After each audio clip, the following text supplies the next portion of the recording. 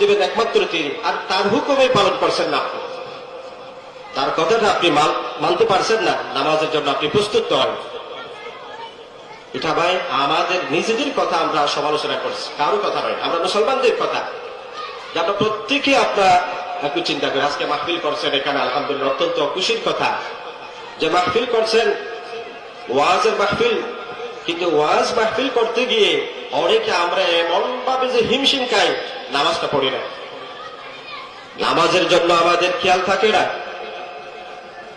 অনেক সময় হয় কি, রাতের গভীর রাত পর্যন্ত ওয়াজ মাহফিল চলে, গভীর রাত ওয়াজ মাহফিল চলে, রাতের 1টা 2টা পর্যন্ত ওয়াজ মাহফিল চললো, এখান থেকে চলে গিয়ে এবার গভীর ঘুমে সে ঘুমিয়ে পড়লো, ফজরের নামাজের জন্য আর উঠতে পারল না।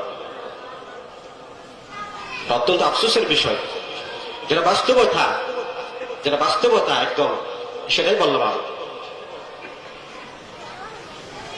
প্রত্যেকের আমাদের ভাবা উচিত, কোরআনে কারীম আমাদেরকে বারবার আহ্বান করছে যে নামাজ কায়েম করো, নামাজ কায়েম করো। নামাজ ছাড়া কোন মুসলিম মুসলিম হবে না, কোন ইমানদার ইমানদার হতে পারে না।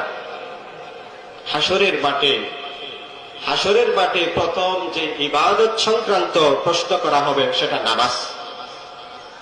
ইবাদত, যেসব ইবাদত আছে তার মধ্যে সর্বপ্রথম যার হিসাব দেওয়া হবে বান্দার কাছ থেকে সেটা হলো নামাজ। আউয়ালু মা ইউহাসাবু বিহিল আবদু ইয়াউমাল কিয়ামাতিস সালাহ। আমাদের শিশুরা ওই হাদিস জানে, যেন শৈশব কাল থেকে তাকে নামাজের গুরুত্ব বোঝানো হয়। আমাদের শিশুরা, নুরানি পড়ুয়া শিক্ষার্থীরা সবাই জানে এই হাদিস। শৈশব কাল থেকে, ছোট কাল থেকে যেন তার মধ্যে নামাজের গুরুত্ব ঢুকিয়ে দেওয়া যায়। যে তাকে বলা হচ্ছে যে প্রথম যা হিসাব দেওয়া হবে তোমার কাছ থেকে হাসরের মাঠে সেটা হলো তোমার নামাজ।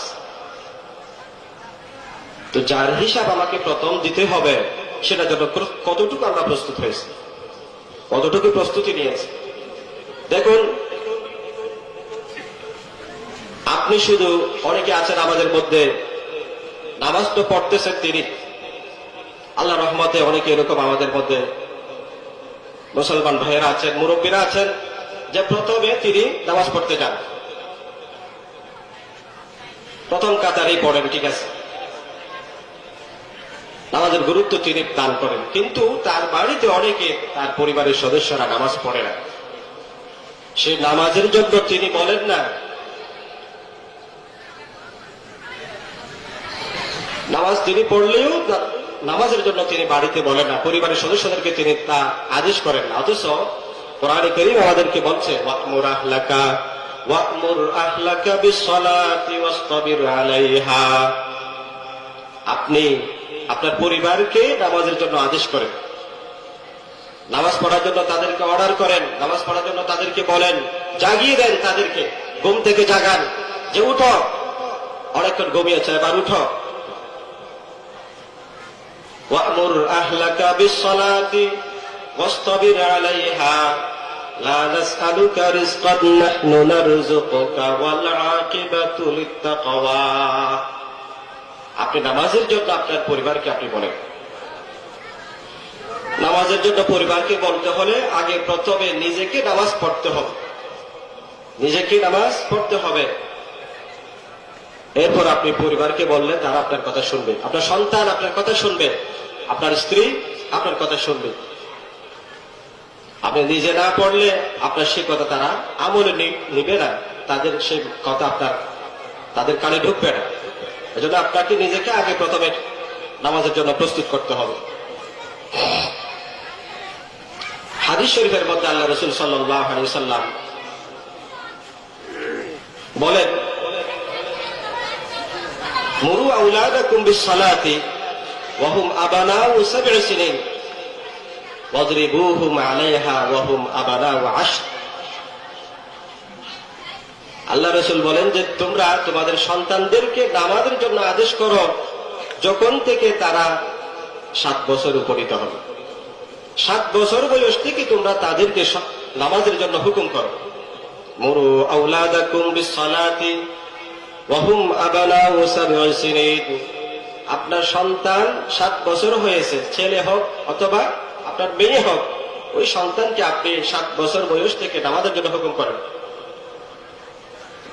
ওয়াদরিবুহুম আলাইহা ওয়া হুম আবনাউ 10। যখন তারা 10 বছরে উপনীত হবে আপনার সন্তান, ওই সন্তানদেরকে আপনি 10 বছর থেকে নামাজের জন্য শাসন করেন। নামাজ না পড়লে তাকে আপনি শাস্তি দেন, আপনি তাকে শাসন করেন। এটা আপনার দায়িত্ব। অভিভাবক হিসেবে এটা আপনার দায়িত্ব। আপনি যদি সে দায়িত্ব অবহেলা করেন, তাহলে আপনাকে আল্লাহর কাঠগড়ায় হাসরের মাঠে এটার জবাবদিহি করতে হবে। জবাবদিহি করতে হবে। আলা কুল্লুকুম রাইন ওয়া কুল্লুকুম মাসউলুন আন রাইয়াতিহি। আলা কুল্লুকুম রাইন ওয়া কুল্লুকুম মাসউলুন আন রাইয়াতিহি।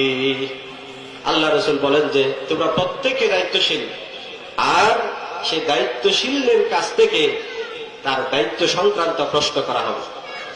জিজ্ঞেস করা হবে যে তুমি তোমার দায়িত্ব কতটুকু পালন করেছো, কতটুকু তুমি তোমার এই দায়িত্বকে আঞ্জাম দিয়েছো, জিজ্ঞেস করা হবে। আর রাজুলু রাইন ফি বাইতিহি ওয়া হুয়া মাসউলুন আন রাইয়াতিহি। যে ঘরের যিনি অভিভাবক, তার কাছ থেকে জিজ্ঞেস করা হবে যে তুমি তোমার পরিবারে কতটুকু তোমার দায়িত্বকে তুমি আঞ্জাম দিয়েছো, পালন করেছো, কিরকম। তো আপনি যদি অভিভাবক হয়ে থাকেন, আপনাকে ভাবতে হবে অভিভাবক অর্থ কি। অভিভাবক শব্দের অর্থ কি? যিনি অত্যন্ত বেশি ভাবেন। আপনি তো ভাবতে আছেন তাদের জন্য, তাদের আহার বিহারের জন্য, তাদের ভাতের জন্য, চালের জন্য, তরকারির জন্য, খাবার দাবারের জন্য, নাস্তা পানির জন্য আপনি ভাবতে আছেন। আপনি তাদের পড়াশোনার জন্য ভাবতে আছেন, কাপড় চোপড়ের জন্য ভাবতে আছেন, কিন্তু তাদের আখিরাতের জন্য আপনি ভাবেন না। অথচ এটা আপনার দায়িত্ব। আপনি অভিভাবক হলে আপনার দায়িত্ব যে আপনাকে জিজ্ঞেস করা হবে এটা, যে আপনার সন্তান কিরকম করে, কিরকম করছে সে জীবনযাপন।